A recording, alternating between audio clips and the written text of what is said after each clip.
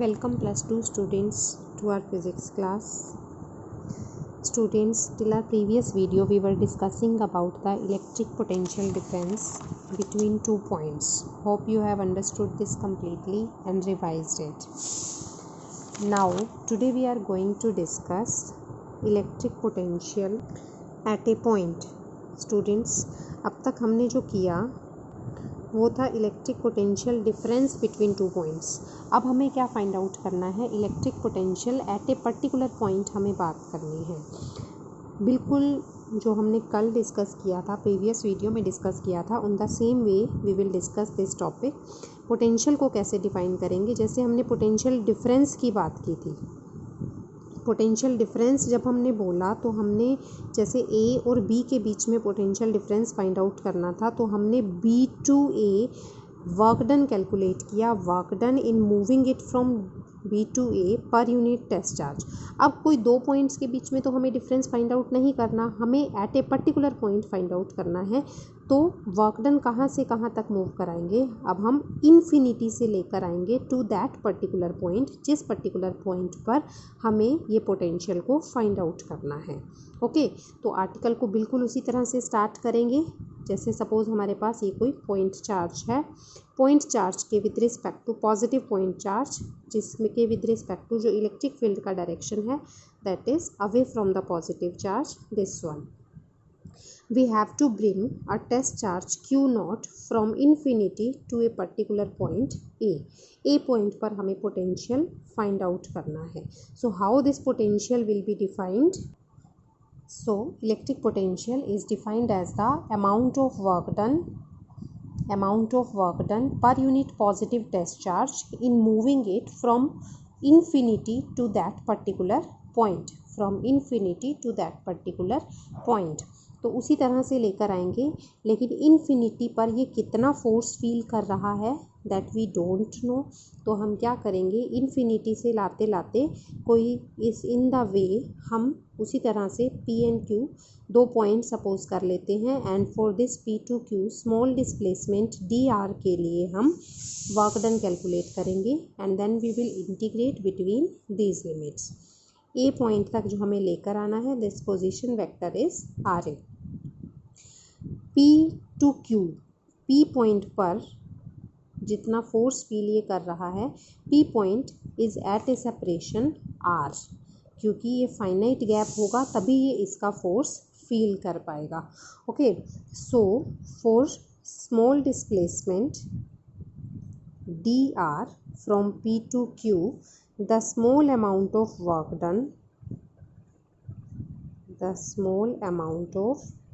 done is given by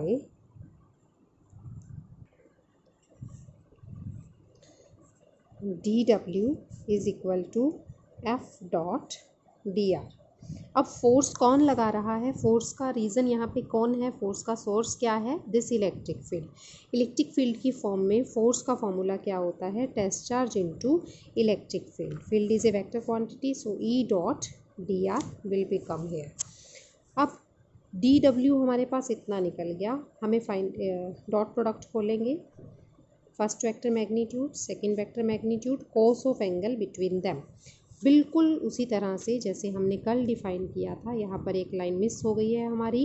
क्या miss हो गई? Electric potential at a particular point is defined as the amount of work done per unit positive test charge in moving it from infinity to the particular point against the direction of electric field.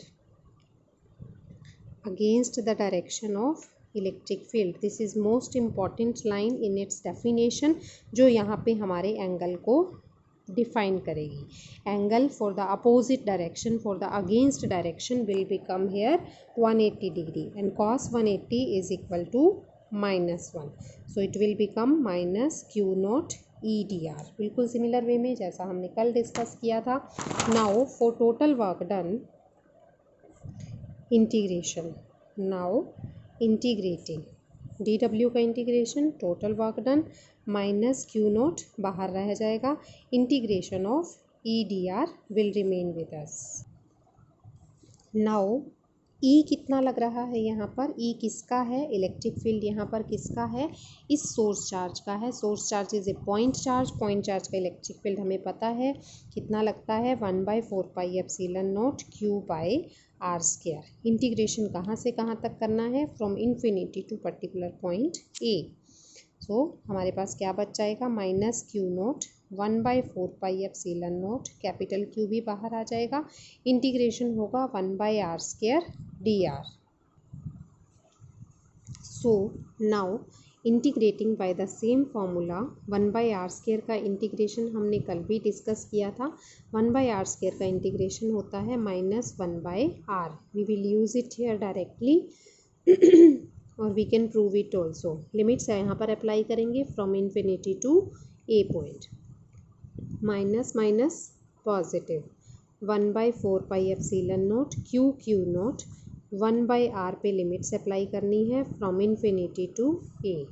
1/4πε0 Q0 limits apply करेंगे 1/a point का position vector RA minus 1/∞। 1/∞ होता है 0, तो it will become 1/RA only, minus 0 0 रहेगा। This will be the total amount of work done, but हमें work done नहीं निकालना था, हमें work done per unit test charge चाहिए। तो हमारे पास आ जाएगा work done per unit test charge is equal to 1/4πε0 Q/RA। Work done कहाँ से कहाँ तक हुआ, from infinity to A point. Work done in moving it from infinity to a point per unit positive test charge is defined as a potential at point A.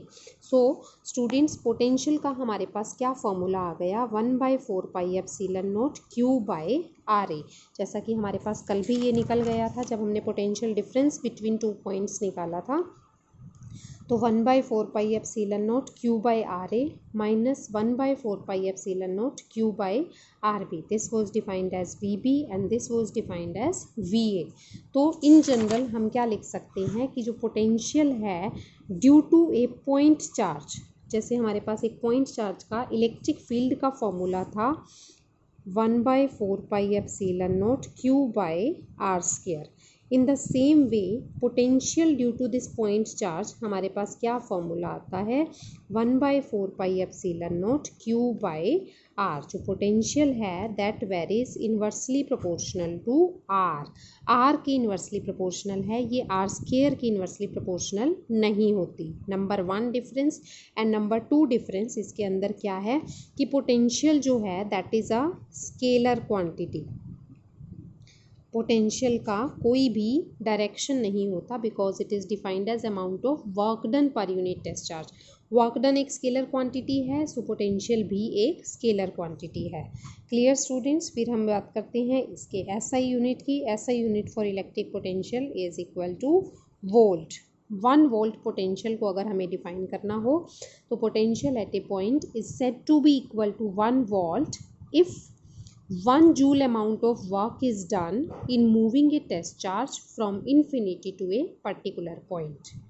In the same way we can define कि potential difference between 2 points 1 volt कब होगा, so we can define it as potential difference between 2 points is defined as equal to 1 volt if 1 joule amount of work is done in moving a test charge from point second to point first. Clear students? Now our next topic is electric potential due to system of charges.